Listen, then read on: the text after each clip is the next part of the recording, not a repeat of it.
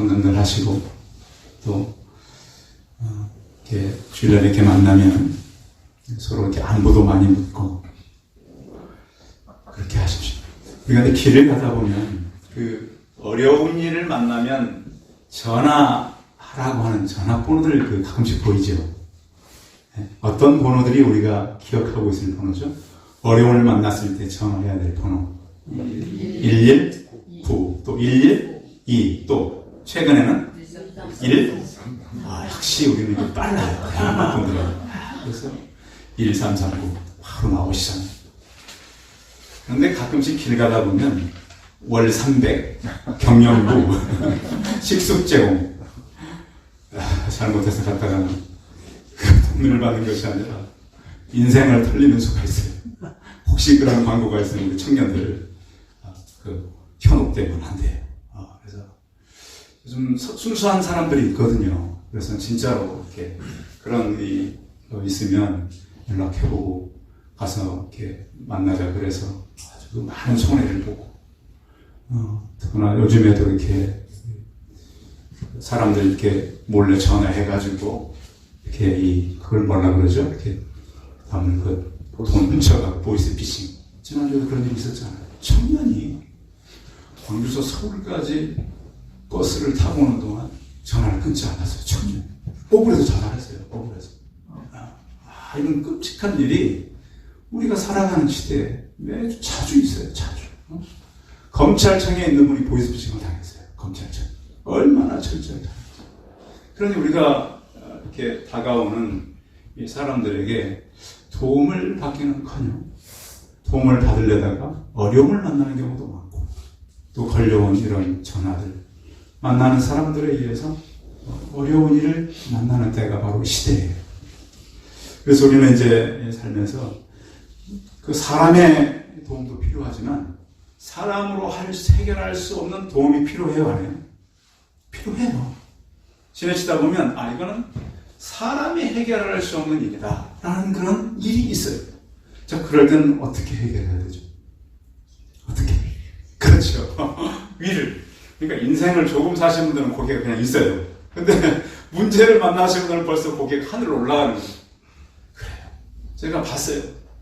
정말 막 이렇게 처음에는 하나님 앞에 와가지고 이렇게 막 기도하더니 방법이 안 되고 이렇게 뒤로 넘어가시더라고요. 사람이 그렇잖아요. 기도하다가 도저히 길이 없으니까 사람이 뒤로 막 넘어가요. 기도를 하는 거죠. 근데 우리 예수 믿는 사람들의 축복은 뭐냐면 유일한 길이 있다는 거예요. 유일한 길. 사람은 해결할 수 없고 환경은 해결할 수 없어도 유일한 길 대신 하나님이 계시다는 거. 그분께 아뢰고 기도하라는 거죠. 기도는 특별한 사람만 하는 게 아니잖아요. 하나님을 믿는 모든 사람이 할 수 있는 것이 바로 기도예요. 그래서 우리는 도움을 받아야 되는데 중요한 것은 그 도움의 원천이 어디냐, 원천이. 그게 중요하잖아요. 자, 우리가 살아가면서 문제 있을 때만 도움이 필요한 것이 아니라 우리가 호흡하는 동안 도움은 계속 필요한 거잖아요. 그렇죠? 이 문제를 넘으면 또 저 문제를 넘고 저 문제를 보면 또 다른 문제를 넘고 이게 우리 인생이에요. 그래서 이 원천을 알아내는 것이 중요하다. 그래서 오늘 시편의 이 내용은 1, 2절은 나예요, 나. 그런데 3절부터 8절까지는 누구예요? 너예요. 그래서 질문과 대답이라고 해요. 내가 질문하면 상대방이 대답을 하고, 그래서 이것은 꼭 자녀와 부모의 대화 같기도 하고, 또 제사장과 백성들의 대화 같기도 하고, 하나님과 사람의 대화 같기도 하고, 또 그러니까 이렇게 대화 형식으로 돼 있다는 거예요. 그래서 이제 제사장들의 대화라 그러면 아론의 축복이라고 하는 것이 민수기 6장 24절에 있는데요. 여호와께서 내게 복을 주시고 너를 지키시며 여호와는 그의 얼굴을 내게 비추사 은혜 베푸시길 원하며 여호와는 그 얼굴을 내게로 드사 평강 주시기를 원하노라. 그래서 시인은 1절에 보세요. 같이 한번 읽어봐요. 1절 시작. 내가 산에 가서 눈을 들라 나의 도움이 어디서 올까? 시인은 어디를 향해서 눈을 들었어요? 산. 그러니까 구약의 시편에 왜 산을 향해서 눈을 들었습니까? 고대 그 이교도들의 그 문화 가운데는 신들이 산에서 살고 있다고 믿었다는 거예요. 요즘에도 이제 그런 사람들 많죠. 그래서 산에 이렇게 등산하다 보면 나무 밑에 이렇게 초 같은 것도 자국이 있고, 어떤 목사님은 산 밑에 등산을 갔더니 그렇게 맛있는 과일이 많이 있더래요. 바위 밑에. 그래서 그걸 가져다가 나눠 드셨다는 얘기를 내가 들었어요. 그러니까 그 산에 가보면 이제 그런 데 가서 이제 신들이 거기 산다라고 믿는 사람들은. 그래서 아마 이제 이 시인도 그 눈을 들어서 산을 봤는데 이 산은 하나님께서 계시는 산이라는 거죠. 이방신이 아니에요. 그래서 하나님께서 계신 산인데 이 하나님은 그 산은 잘 변합니까? 변하지 않습니까? 변하지 않죠. 여러분 그 혹시 시골에서 자라신 분들은 오랜 시간이 지나서 가보면 동네는 많이 변해요. 근데 뭐는 그대로 있어요? 산은 그래도 물론 산도 많이 바뀌는 산이 있긴 한데 대체적으로 산은 그때 그 형태를 많이 유지하고 있는 게 바로 산이에요. 그래서 오늘 구약에 보면 그 산이라고 하는 것은 변하지 않고 오래 있는 것을 뜻하는 거죠.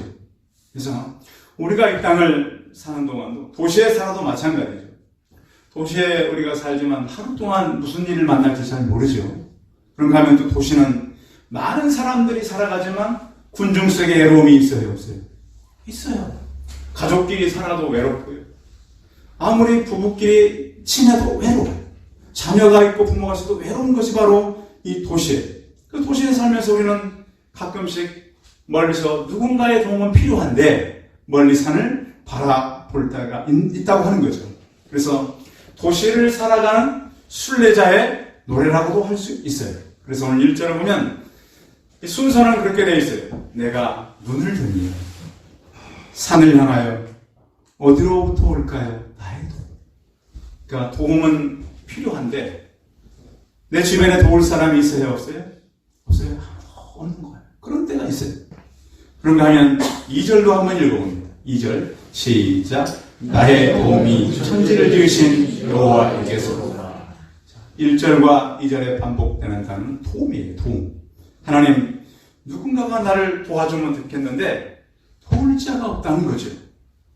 그래서 우리 대한민국 사람들은 이웃들을 돌보고 남을 돕는 데 굉장히 잘하는 것 같아요. 우리가 그 대한민국 사람은 그 몸이 그게 되는 것 같아요. 그래서 이번에 이 질병 관리하는 것도 보면 한국 사람이 가지고 있는 정서는 굉장히 위기를 잘 막아요. 그래서 지금 일본에도 그 다이아몬드 프린세스호가 정박되어 있잖아요. 거기에 선물을 갖다 준 나라는 유일하게 대한민국이라잖아요, 지금. 그래서 이 대한민국 사람들은 그게 몸에 배 있어요. 어려운 사람들은 도와줘야 된다. 그래서 세계가 놀랐던 것이 IMF 때 우리 금보기 사건입니다. 그렇잖아요. 어떻게 저렇게 한 국가의 어려움을 자기 것을 내놓아서 국가의 어려움을 이길 수 있는 나라는 대한민국밖에 없다. 그래서 우리 대한민국 사람들의 정서를 보면 어려움을 만나면 어떻게 해요? 찾아가 도와준다는 거예요. 그러니까 몸에 배 있어요. 이게. 그러니까 대한민국 사람들이 강점이라는 거예요. 그래서 이렇게 그 배가 갇혀 있는데 대한민국 사람만 가서 필요한 것들을 전달하고 2번이나 전달했다잖아요. 그러니까 도움이 누군가는 대주는데 우리가 가지고 있는 정서가 참 하나님께서 가지고 있는 정서가 많다는 거예요. 그래서 그럼 우리가 도움이 필요한데 그럼 하나님은 어떻게 우리를 돕는가? 자, 3절 읽어볼까요? 그 도우시는 하나님 구체적인 방법인데 3절 시작. 여호와께서 너를 실족하지 아니하게 하시니 너를 지키시는 이가 졸지도 아니하시리로다. 아멘. 자, 그분께서 우리를 넘어짐에서 붙들어 주시고 또 너를 지키는 자가 뭣도 아니하시고 졸지도 아니하신다는 거예요. 자, 그래서 하나님께서 가지고 있는 마음은 늘 우리를 지키고 보호하는데 부모의 심정을 가지고 지킨다는 거예요. 자, 부모님은 자녀들을 어떻게 합니까? 그냥 내버려 두나요? 그 해도 부모님들은 자녀들을 잘 보호하려고 해요. 그래서 부모와 자녀의 관계는 하나님과 우리의 관계라고 설명을 하죠. 그래서 때로 우리가 인생의 어려움을 만났을 때 하나님은 이렇게 우리를 지키시고 졸지 않는다. 또 졸지도 않을 뿐만 아니라 주무시지도 않는다는 거예요. 자, 그래서 하나님은 어떤 분이냐? 사람과는 다르다는 거예요. 사람과 다르다. 이스라엘 백성들은 이 순례를 많이 떠났어요. 시편이 이제 주로 성전에 올라가는 노래는, 오늘 본문도 성전에 올라가는 노래예요. 다 순례자의 노래예요. 순례객들. 성전을 향해서 한 길을 가는 그 순례자들의 노래. 그러니까 그 순례라고 하는 것은 인생을 말하는 거예요. 결국 우리는 성전에 올라가듯이 천국을 향해서 걸어가는 순례의 삶을 사는 거죠. 그렇게 사는 사람들이 가장 도움이 필요한 것은 계속 누군가가 지켜봐 주는 거예요. 그래서 하나님은 우리의 인생의 파수꾼으로서 우리를 지켜 보호하시고, 또 우리는 그런 생각을 하죠. 인생을 걸어가면서 우리를 보호해줄 수 있는 것이 물질일 수도 있어요. 그렇죠. 그래서 물질이 우리를 보호, 또 뭔가 나를 보호해줄 수 있는 것을 만들어간다는 거죠. 이번에 우리나라가 아주 유명한 영화를 하나 만들었잖아요. 그렇죠. 그 제목을 보면 무슨 기생충이 나올 것 같은데 한 마리도 안 나온다는 거잖아요. 그게. 알고 보니까 사람 이야기인데, 그게 왜 이제 세계 사람들이 많이 관심을 갖냐면, 결국 사람은 보이지 않는 계급이 있다는 거. 그렇죠. 그래서 반지하 사람들이 그 부잣집에 다 취직을 해서 보니까 그 부잣집 안에 또 누가 살고 있는 거예요? 그 방공호에 또 다른 사람이 살더라고요. 그 기생이 아니라 상생이라는 거 아닙니까? 돕지 않고는 움직일 수 없는 이것을 갖다 영화로 만들어냈다는 거예요. 그래서 누군가가 계속 돕고 뭐가 보호해줘야 되고 그러는데 결국 이 땅의 것으로는 아무것도 보호할 수 없는 거예요. 그 영화도 그런 거잖아요. 지하 마지막에 거기는 자기들이 마지막에 숨으려고 만들어 놓은 거잖아요. 그렇죠. 근데 거기에 엉뚱한 일이 거기로부터 시작되는 거죠. 그래서 우리는 이 땅에서 물질이 우리를 보호할 수 없고, 어떤 방공호가 보호할 수 없고, 권력이 보호할 수 없다는 거예요. 그래서 하나님은 사람과 달라서 우리를 지키시고, 또 하나님은 다른 신들과 달라요. 이제 그 다른 신을 섬기는 사람들을 이렇게 만나보면, 특히 무당들은 굿을 하잖아요. 그 굿이 어떤 행위죠? 그 굿이 어떤 행위예요? 신을 불러요. 이렇게 신을 불러서 칼날을 타는 무당이 있죠. 가짜 무당은 칼날을 못 타요. 아시죠? 신내림 받은 무당만 그 칼날을 타게 돼 있어요.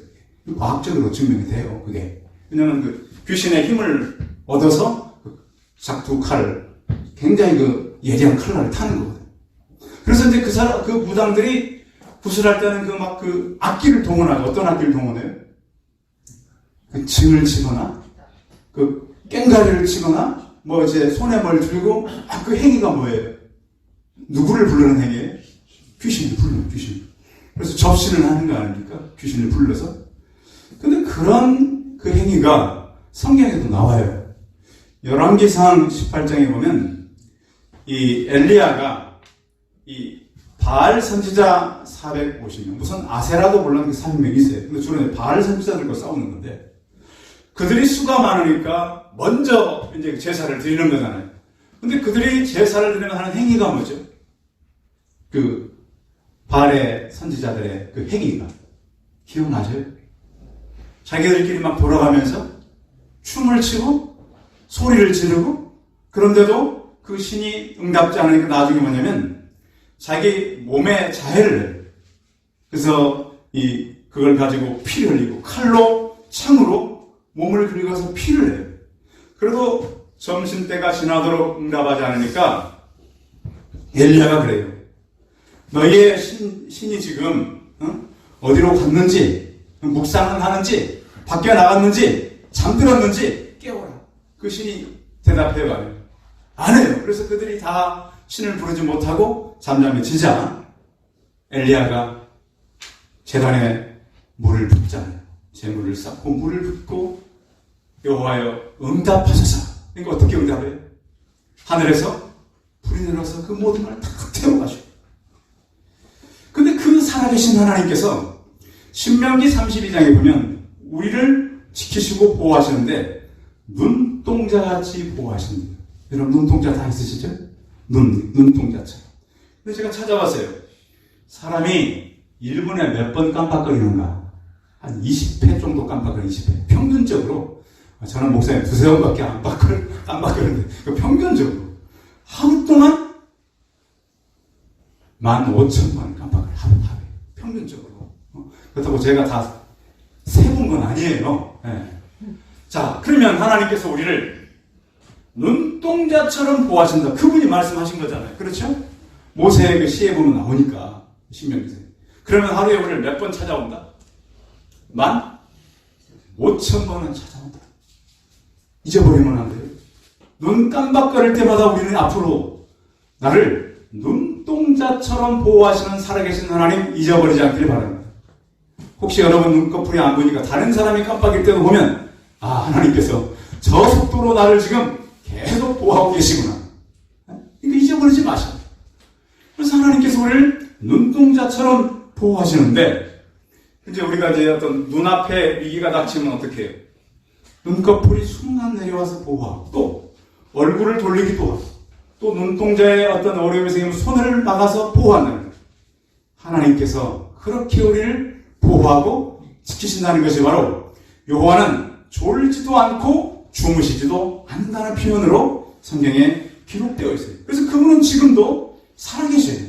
살아계신 하나님, 역사하시는 하나님, 우리의 호흡을 주관하시는 하나님, 그 하나님께서 우리를 지키신다. 이렇게 우리를 지키시고 또 5절 한번 읽어봐요. 5절 시작. 여호와는 너를 지키시는 이시라. 여호와께서 내 오른쪽에서 내 그늘이 되시나니. 하나님은 우리를 위험에서 보호하신다는 거예요. 근데 왜 오른쪽에서 보호하신다 그랬을까요? 다른 세 쪽은 아닐까요? 근데 성경은 왜 내 오른쪽에서 그늘이 되신다라고 했어요. 근데 성경을 기록할 당시에 이스라엘 사람들이 가지고 있는 우리는 방향을 말할 때 어떻게 얘기해요? 내 방향을 말해요. 어디를 제일 먼저 말해요? 어디를 제일 먼저? 내 방향을 말할 때 동, 서, 남, 북 이렇게 말하죠. 근데 이스라엘은 좀 달라요. 이스라엘은 자기가 섰을 때 맨 앞쪽이 동쪽인 거예요. 그러면 서쪽은 어딜까요? 뒤쪽이죠. 그리고 이쪽이 남쪽이면 이쪽이 북쪽이죠. 그런데 이 유대인들에게 있어서 이 우편이라고 하는 것은 남쪽이었다. 남쪽. 그래서 남쪽은 주로 뭐가 많이 뜨는 지역이죠? 해가. 그래서 남양집을 많이 찾는 거 아니에요?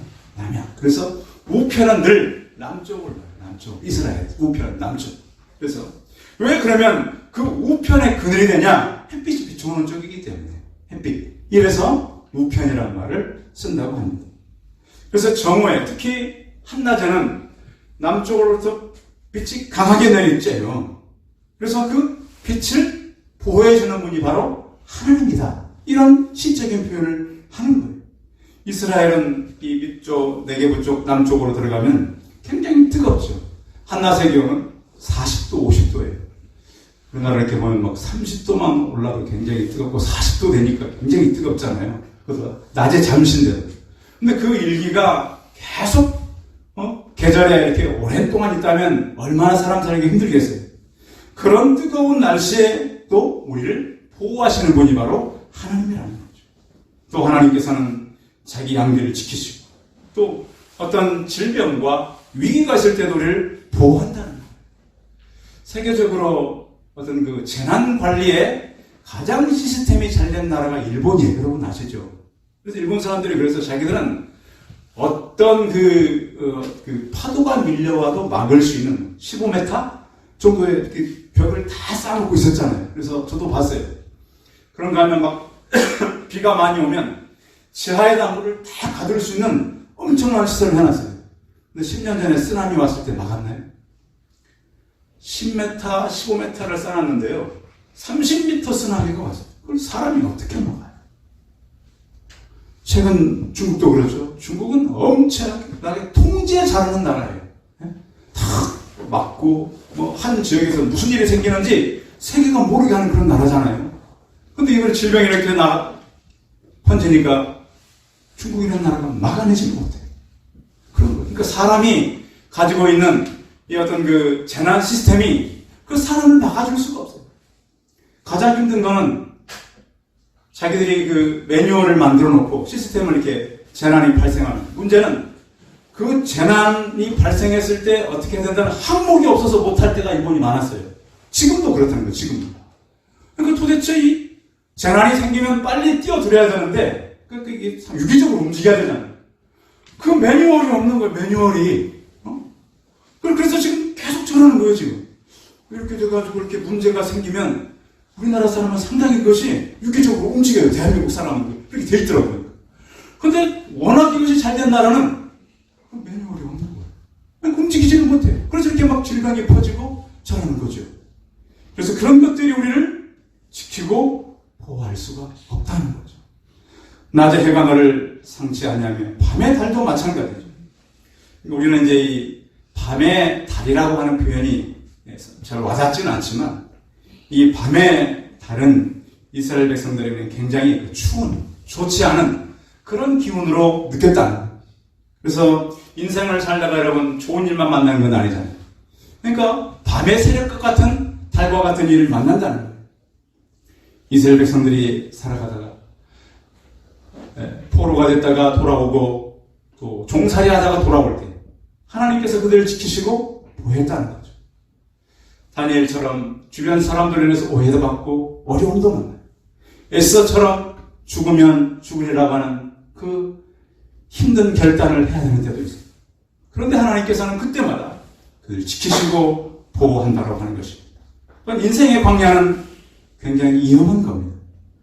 때로는 유익하던 것이 우리 해가 되기도 하고 또 하나님께서 우리를 보호하지 않고는 아무도 우리가 어려움을 이겨나갈 수가 없어요. 그래서 인생을 살아가는 인생 여정에서요, 유익하리라고 생각했던 것들이 손해를 갖다 주는 것도 참 많아요.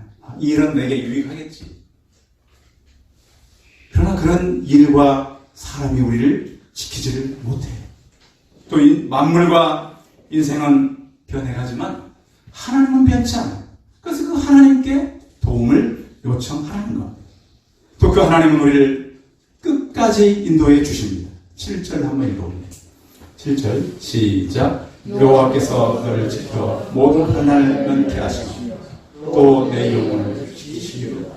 아멘. 그러니까 모든 환난을 갖다가 어떻게 하신다고요? 이 말씀을 잘 봐야 돼요. 환난을 면하게 하신다. 안 만나게 하신 게 아니라 환난을 만나게 하는데 그것을 이기게 하신다는 거예요.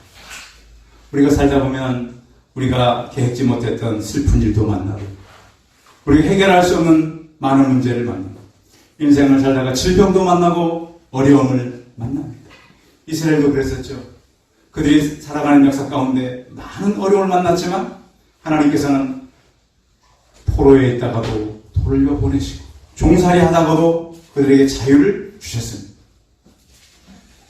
우리가 사는 이 인생 동안도 혹시 여러분들 어려움을 만나면 그 어려움 가운데 우리를 아주 넘어지지 않고 우리를 붙드시는 그 하나님, 환난을 면케하시고 우리 영혼을 지키시는 하나님을 기억하고 살아가시기 바랍니다. 그래서 우리는 그 어떤 문제를 만났을 때 그 문제를 대하는 태도가 중요한 것 같아요.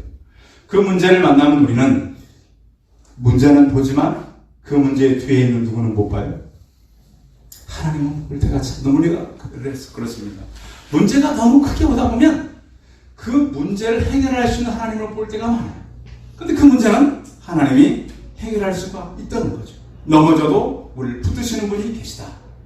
그리고 마치 시편 23편 4절에 있는 것처럼 내가 사망의 음침한 골짜기를 다닐지라도 해를 두려워하지 않을 것은 주께서 누구와 함께 하심이라? 나와 함께 하십니다. 그 살아계신 하나님이 나와 함께 하시기 때문에 우리는 두려워할 필요가 없다. 그 하나님께서 우리를 영혼을 지키실 뿐만 아니라, 자, 8절도 읽어봐요. 8절 시작. 여호와께서 너의 출입을 지금부터 영혼까지 지키시리라. 자, 너의 무엇을요? 출입. 출입이 뭐죠? 들고 나가는 것. 자, 우리가 이 살다가 잠을 자다 보면 무슨 세계가 있어요? 잠을 자다 보면 우리 전도용지에 그 명함판에 쓰여 있는데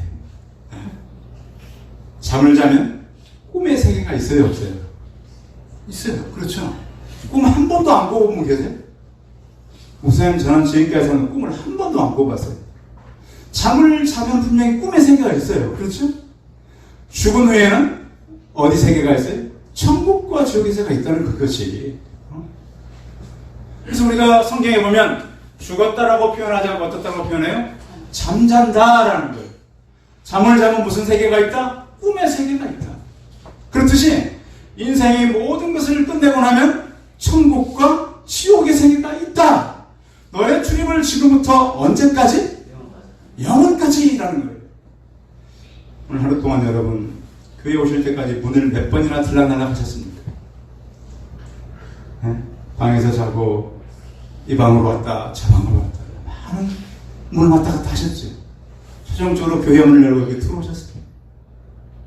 그 모든 문을 어떻게 한다고요? 8절 보세요. 그 모든 문을 어떻게 한다고요? 영원까지 지킨 신이로다.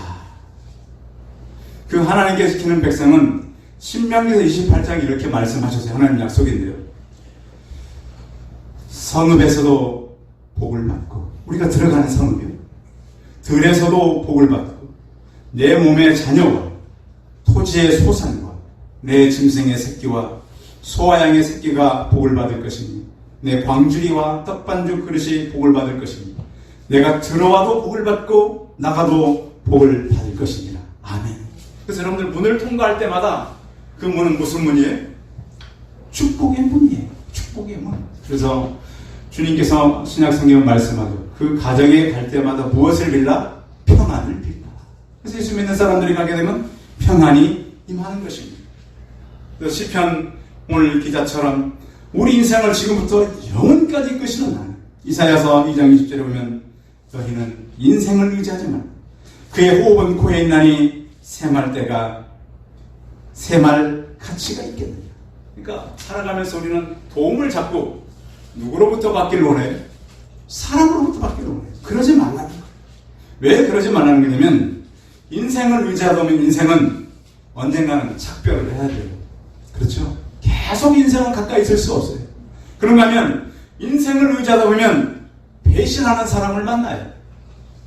그래서 여러분 혹시 사기를 당해본 분 계세요? 사기? 네? 사기를 먼 사람으로부터 받아요? 가까운 사람으로부터 받아요? 가까운 사람. 근데 그러잖아요. 사기를 당한 사람은 자기도 사기성이 있기 때문에 당한다. 이렇게 말하는 분도 계세요.